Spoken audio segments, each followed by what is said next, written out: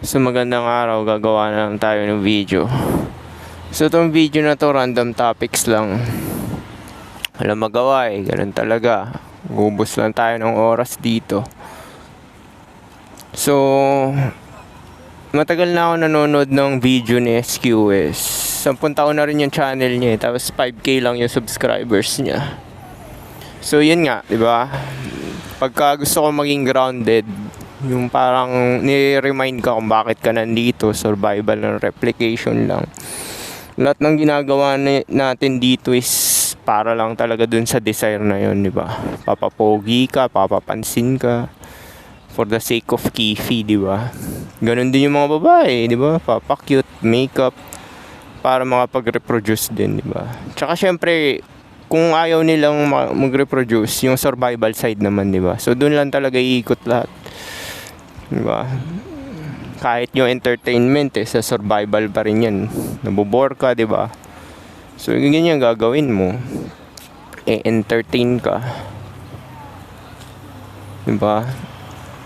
So yun nga, diba? Yun yung mga naano ko, diba?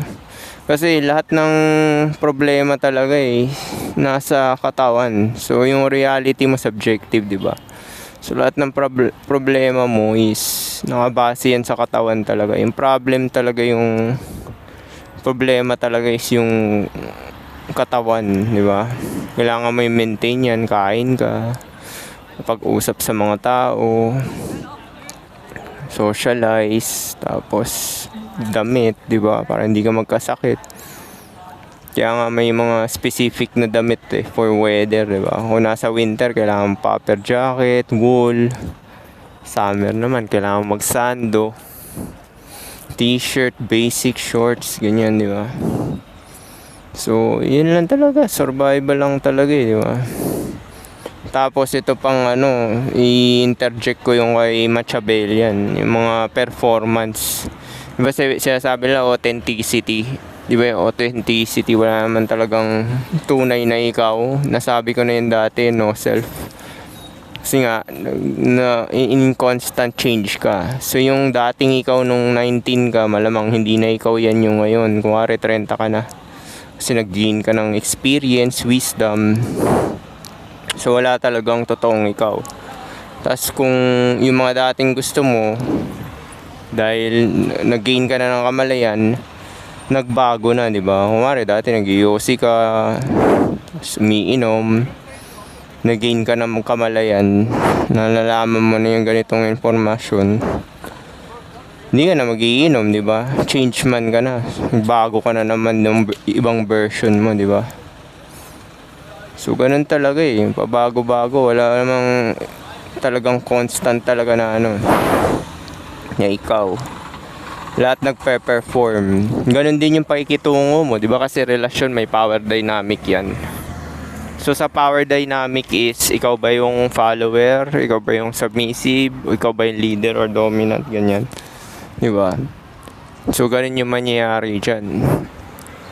Yung pakikiusap mo sa boss mo is iba kumpara sa kaibigan mo. Now, saan yung totoong ikaw doon? Wala, diba? Yung pakikipag-usap mo sa sa depende talaga sa power, sa babae is iba kumpara sa pakikipag-usap mo sa lalaki, di ba? Kung kayo lalaki, vulgar kayo mag-usap, puro bembangan, puro kulitan. Now, pagkausap mo yung babae, hindi ka pwedeng magaganyan, di ba? Seryoso ka lang tsaka formal. Pag sinabi mo yan, wala kang preno, bastos ng bibig mo, mo offend, di ba? Reklamo ka pa. Lalo na sa trabaho, hindi mo pwedeng gawin yan, di ba? So, yan yung sinasabi. Kaya nga ang maganda talagang gawin is flexible ka talaga, neutral lang Yung parang no self lang talaga. Kung ano yung magbe-benefit, yun yung papakita mong version.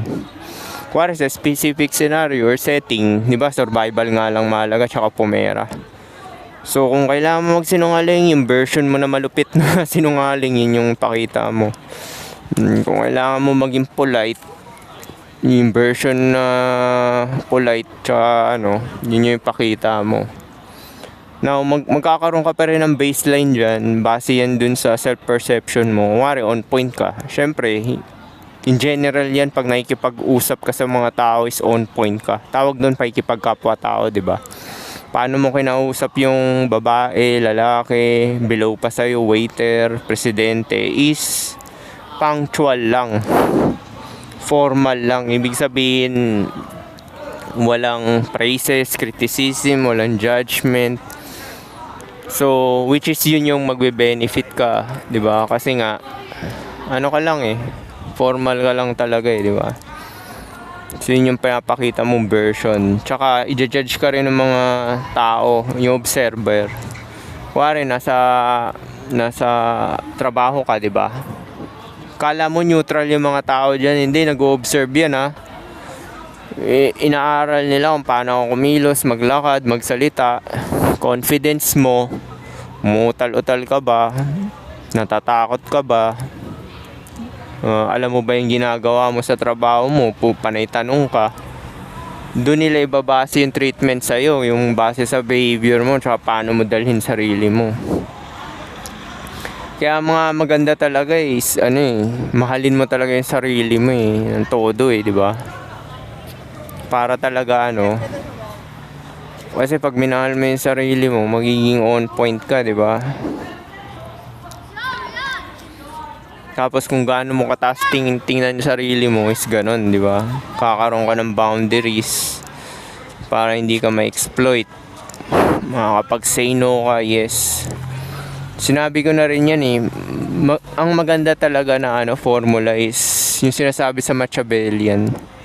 Diba nga, survival nga lang talaga, diba? And replication. So, sa survival, strategy yan parate, in constant strategy ka. Medyo nakakapagod din siya, no? Kaya nga mas maganda, magsolo ka na lang talaga para at least, pag nagsosolo ka wala ganong kasama, hindi ka predictable, diba? Hindi na pe-predict ng mga tao kung anong version ba yung pinapakita mo, diba? So, in limbo sila kasi nga wala silang access sa'yo, hindi ka na nakakausap. Hindi ka naglalabas na emotion, hindi ka tumatawa, hindi ka nalulungkot. Isa pa pala yun, kung maglalabas ng any signs dyan na positive or negative. Kuwari, weakness, vulnerable ang pota, hindi beneficial yan sa'yo. Hindi beneficial sa'yo yung vulnerability, yung iiyak-iyak. Kasi madali ka magamit niyan Now, pag nag-show ka naman ng happiness, di ba? Kung ano yung mga nagpapasaya sa'yo, anong kalakasan mo, kahinaan mo, pinakita mo, may exploit ka rin yan. Dito siya malakas. O okay, i-tweak natin, i-adjust natin yung strategy natin, tingnan natin kung pag masyado kang showy, tawag dun is itetest ka. Itetest ka talaga ng mga tao, di ba? Pagka ganun, itetest ka ng mga tao. Ito, mahina to. Weak tong taong to. I-test nga natin to. Tusutusan. Yeah. Kaya nga mas maganda yung less reactive ka talaga tsaka silent ka lang. Kasi hindi nila alam no? Mamaya isipin nila, baliw ka. Bigla mo silang sunggaban. Di ba? Hindi ka nila ma-predict. Pag masyado ka namang pasikat, yung mga pinapakita mo yung mga 100 push-ups mo, di ba? Tapos sabay nagbe-bench press ka ng lakas. Hindi ko to kaya tong lalaking to, bariling ko na lang to. Di ba? Pangit din yung ganun, masyado kang showy. Pati yung pag-flex ng money, hindi rin maganda yung ganun, di ba? Pe-flex mo yung pera mo dun sa sa social media. Sabihin, paano niya kaya nakuha yung pera na yun? Siraan ko kaya to para walang maniwala sa kanya. Ganun yung usually nangyayari pagka yung showy ka masyado sa kalakasan, kahinaan mo, di ba? Kaya maganda talaga, low key ka lang talaga. Pero low key ka na hindi predictable. Neutral nga, di ba? Yun kasi yung parang empowerment Wala sa'yo makakasakit, wala makaka-exploit sa'yo. I-reject ka man ng tao, okay, next bitch, di ba?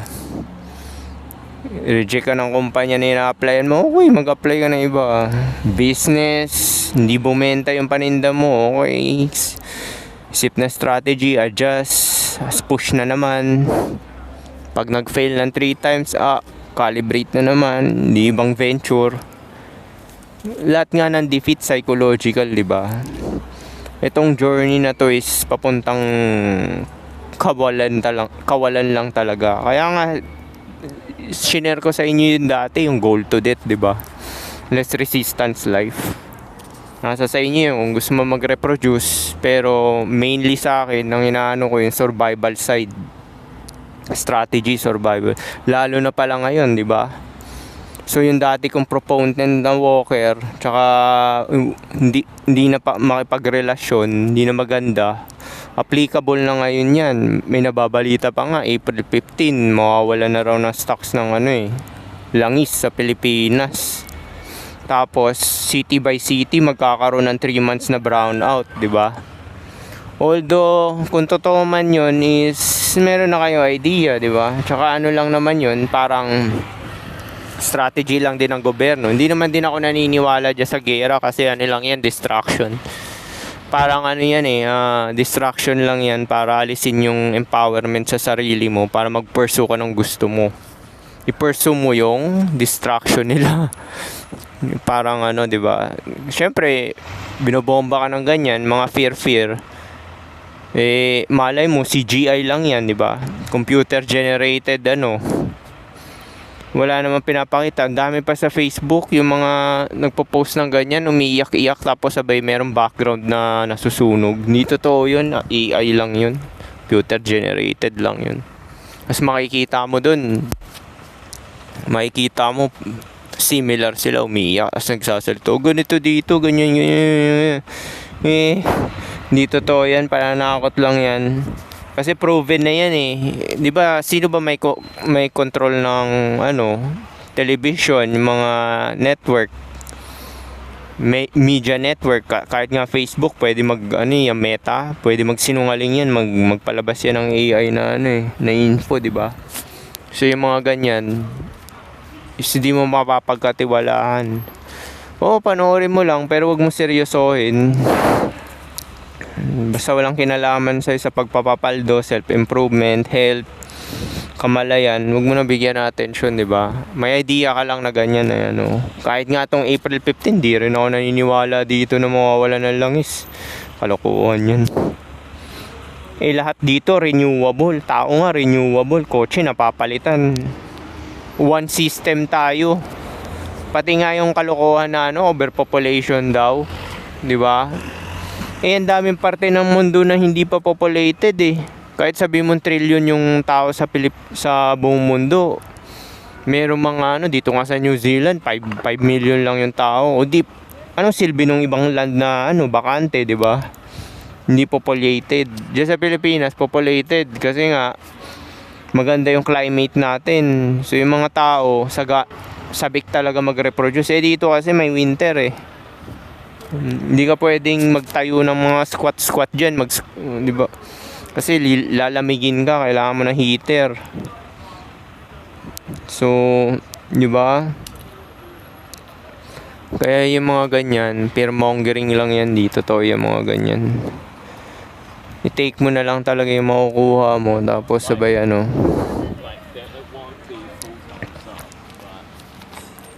kung walang kinalaman sa'yo, self-improvement, tsaka sa mo, kamalayan, fitness, huwag mo na pansinin, di ba? So, ganyan lang talaga yan. Uubos lang tayo dito, strategy. Actually, itong ang lifestyle ko, solo lang, di ba? Palipat-lipat ako ng lugar. Kahit nandito, nasa parke ako ngayon, upo-upo lang, walang inaalala, di ba? Ganito gagawin ko hanggang tumanda ako. Tapos kung gusto kong bumira, babayad na lang ako ng walker once a week. Paano na ngayon? Mas nagiging cheap pa yung mga di ba? Mas nagiging cheap pa yung mga walker ngayon kasi nga nagmahal na yung bilihin. So, di ba? Yun yung sinabi ko, ahead tayo, di ba? Nasabi na natin yung paldo game. Ngayon nasa inyo yung huling halakhak, di ba? Papasalamat kayo ngayon. Walker game. Ganun din naman, ayaw na gusto ng babae ngayon, mga under-servidor na eh. Yung talagang utuin nila for exploitation. Yung putya, magbayad ka na lang. Kaysa maubos pa oras mo, yung babae, ubusin oras mo niyan. Gusto gala-gala. Yung kinalaman ng labanan na ngayon sa Pilipinas, paldo na, paldo. Paramihan na nadatong ngayon.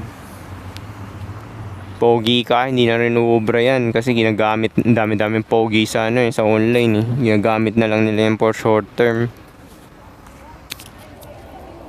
Hindi naman nila siseryosohin yung empty-handed lang din yung yung mga pogi na yan. Tapos magkaka-STD pa, di ba? Pag relasyon, wala. Kailangan mo talagang may pakinabang pag long term. Walang talaga. Easy way.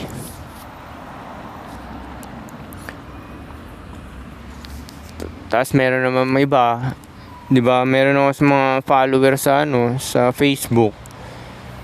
Inutusan yung babae. Hindi pa niya alam kung gusto siya, hindi niya dinadirect. 'Di ba? Tomboy yung gusto niya. Hindi naman makikipag-associate ang babae sa'yo kung wala naman siya mapapala, 'di ba? Nauubos oras mo tapos magkano lang bibigay sa yung pera. Kung ako sa'yo i-hustle mo yan sa kalye, di ba? Mas malaki pa kikitain mo. Tapos magbayad ka na lang for bembang.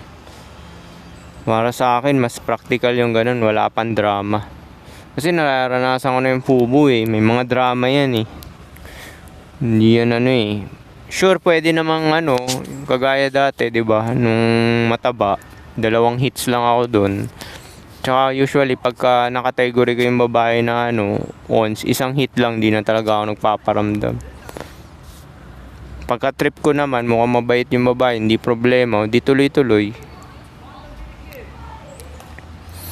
Ganun din naman, makikinabang rin naman siya kahit sa kasi gusto rin naman ng babae ng bembang. Pero sa sexually attracted sila, tsaka may mapapala sila, di ba? Kasi nung halingan yan, di gusto ng babae yung SCX, tsaka may emosyon na kailangan dyan. Walang emosyon na kailangan sa SCX. Kailangan lang dyan sexual attraction, tsaka type ka niya physically, pati yung behavior mo. Ibig sabihin, ganito ka, natural ka lang, walang attachment.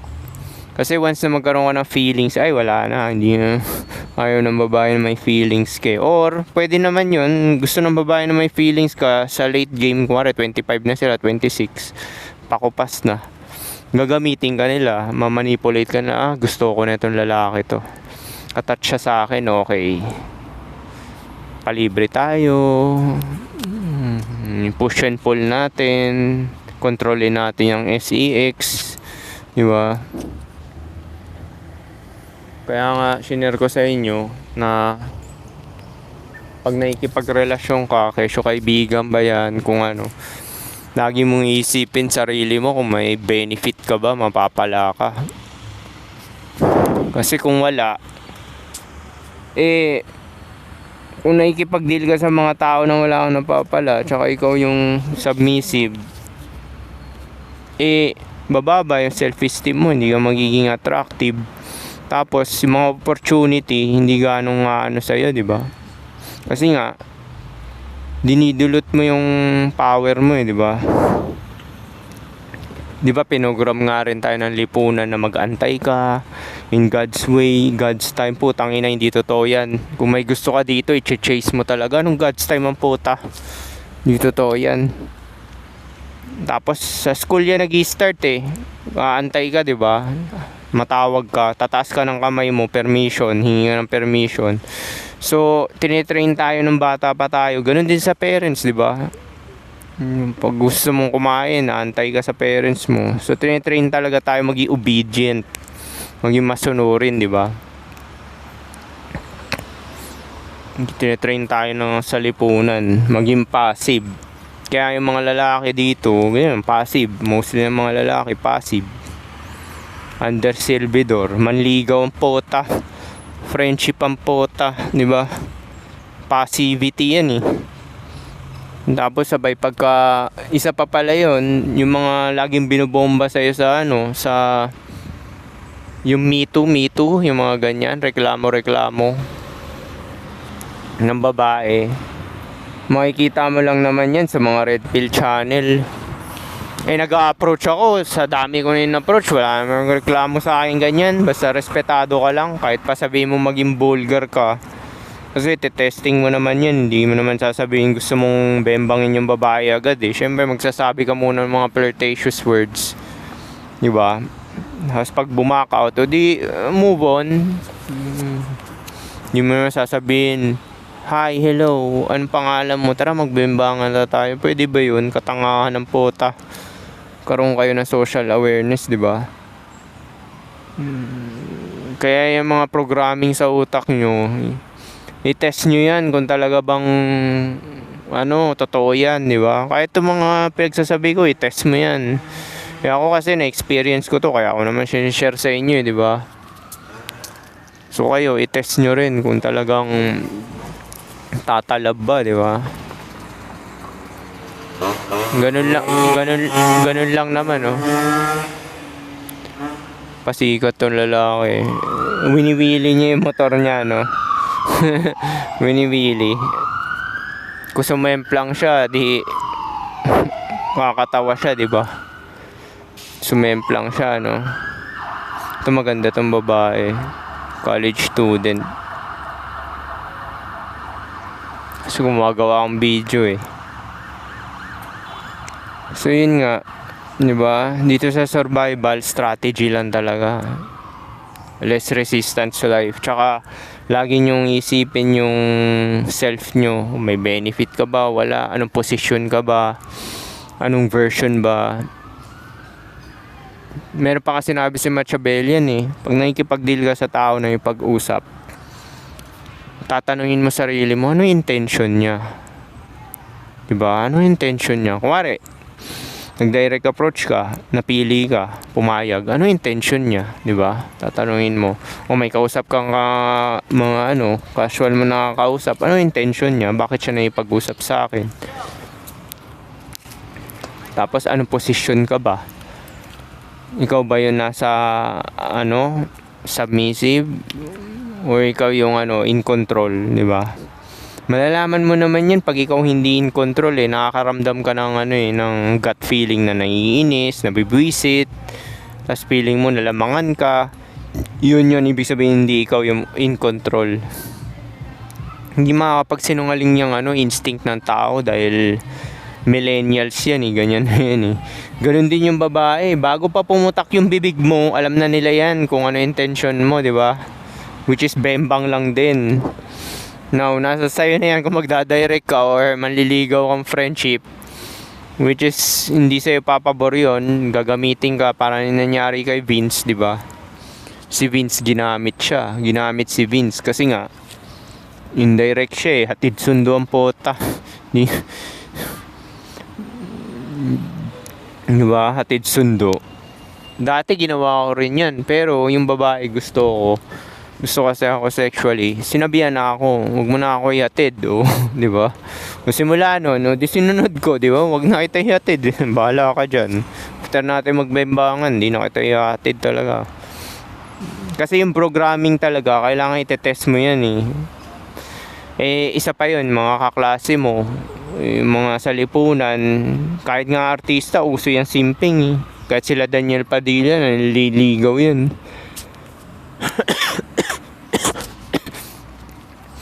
Nahumulat na lang talaga mata nila, di ba? Kasi pag may na-encounter sila mga normal na tao, yung babae, binabato sarili nila, di ba? Doon na lang magigising yung mga artista. Hindi ko naman pala talaga pwede gawin tong mga ganyan. Doon namulat yung mata ko kasi na-program rin ako sa panliligaw na yan eh. Di ba? Di ba nga 19 ako, yung una kong girlfriend, nag-chat-chat, nag-ubos pa ako oras ang pota. Tapos sabay labas-labas. Hindi mo naman pala, pwede mo naman pala hindi gawin yun. Nagbara ako po, may naka-ons agad ako. Sabi ko, hindi worth it tong paliligaw na to. Buti na lang talaga, maaga ko na-experience yung ganun. Kasi na-blackfill talaga ako, di ba? Diba 19 nga ako, tapos sabay inuwi ako doon sa Bulacan. Yun yung kinikwento ko sa inyo, di ba? Tapos bigla ako sinunggaban, hinalikan, sinubo yung etits ko, ganun kabilis. Sabi ko, hindi mo pala, pag gusto ka pala ng babae, hindi mo na pala kailangan gawin yung mga yan eh. Ngayon kasi mga babae, na program din sila, 'di ba? Na normal yung ganyan, yung simping. So sila, yan din yung nila, programming nila, default na beta. Kaya marami rin talaga akong rejections sa Marami rin talaga akong rejections kasi nga hindi lang naman yung mga lalaki nagsisimp pati sa babae, sa perspective nila, normal yung simping. Now, ma-override na lang talaga yan kung sexually na attracted talaga yung babae sa'yo. Kagaya nga ng kwento ko sa'yo nung 19 ako, di ba? Hindi mo naman pala kailangan manligaw, manlibre-libre or kwarto lang pala kailangan, di ba? Pinakain pa ako. Kaso hindi ako kumain kasi tuyo tuyo pinakain sa akin, dinamihan ko na lang ng kanin para mabusog ako, di ba? Ganun din nung inuwi ako sa Quezon City. 21 ata ako nun or 20. Tapos yung babae 26. Natakot ako, ayoko siya bembangin ng walang condom. So binijay niya na lang ako, di ba? Okay na rin yung decision ko na gano'n, na natakot ako kasi pag tingin ko, yun yung nakikwento ko sa inyo, yung pagbukas ng laptop, ang daming lalaki. Malay mo may sakit pala yung babae na yun, di ba? Dahil ang dami niya palang target na lalaki na mga pogi.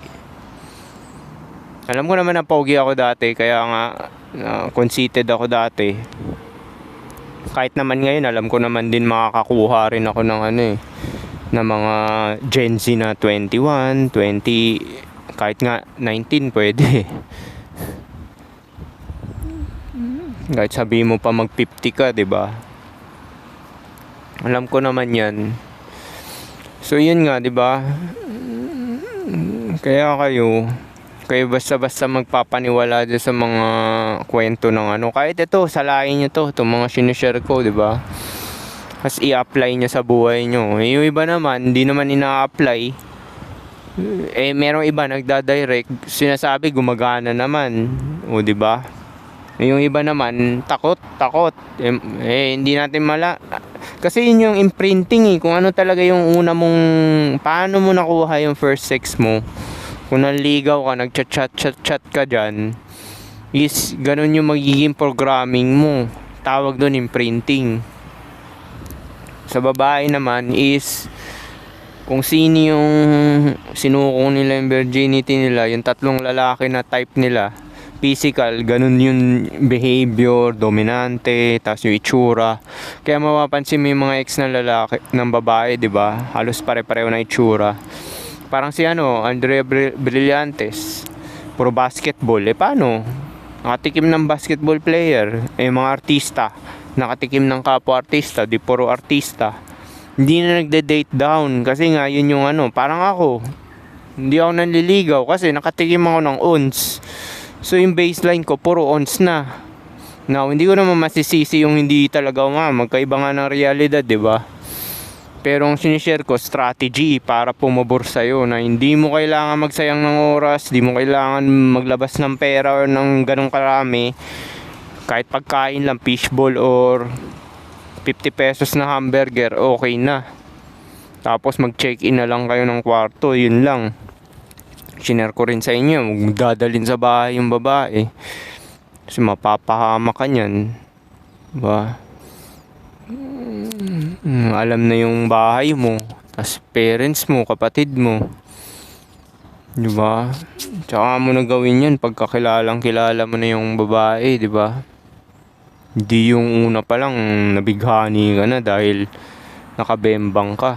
Uto-uto kang gago ka, 'di ba? So paano? 30 minutes, peace.